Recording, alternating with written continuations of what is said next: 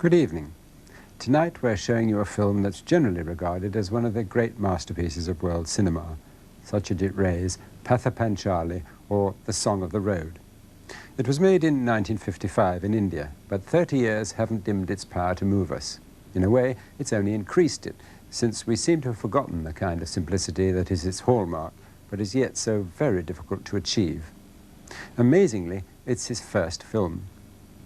Panchali tells the story of a boy born into a poor Brahmin family in a Bengali village. The family live from hand to mouth. The father finds work where he can, leaving the others to cope with the routines and burdens of everyday life. Two subsequent films in what came to be known as the Apu trilogy follow the boy's later life. It made Ray famous in the West because, though quintessentially Indian and thus quite strange to us, it also deals with human fundamentals that undercut all cultural distinctions. But it has to be said that in the time of its making, Panchali was strange to Indians too. In fact, it was almost never made at all. It marked a complete break from the world of make-believe and melodrama that was and still is the staple diet of Indian filmmaking. And for a long time, nobody could be found to back this young first-time director from Calcutta, whose regular job wasn't in the movie business at all, but in commercial advertising. No Bengali producer would touch such an unromantic story. So he cashed his personal insurance policies and started shooting. And when money ran out, he sold books, records, and his wife's jewelry. He'd shot about a third of the story when he had to give up, and for a year the project got no further.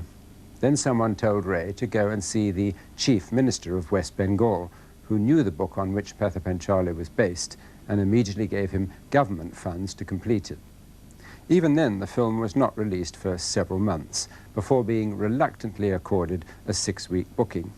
Actually, it ran for 13 weeks, and during that time recouped all the chief minister's money, much to his relief.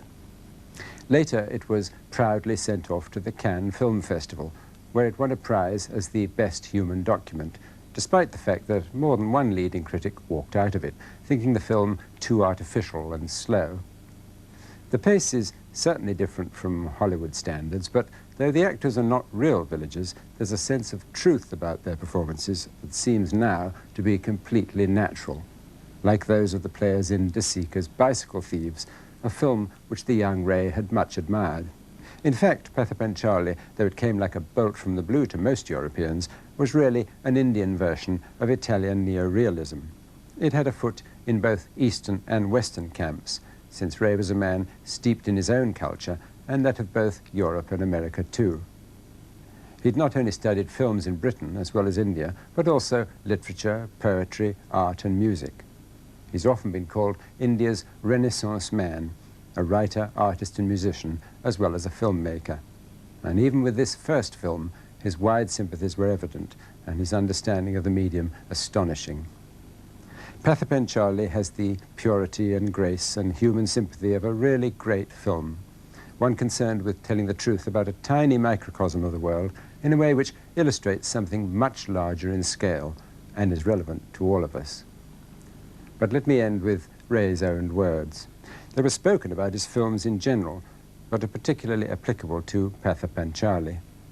Somehow, he said, I feel that an ordinary person whom you might meet in the street is a much more challenging subject to make a film about than someone heroic, either good or bad. It's the half-shades, the hardly audible notes that I want to capture and explore. You can call these the small things in life if you like, but the tiny dewdrop on a little blade of grass is as significant as the biggest mountain. Look at it, and you'll find it reflects the whole universe around you. Ray's Panchali.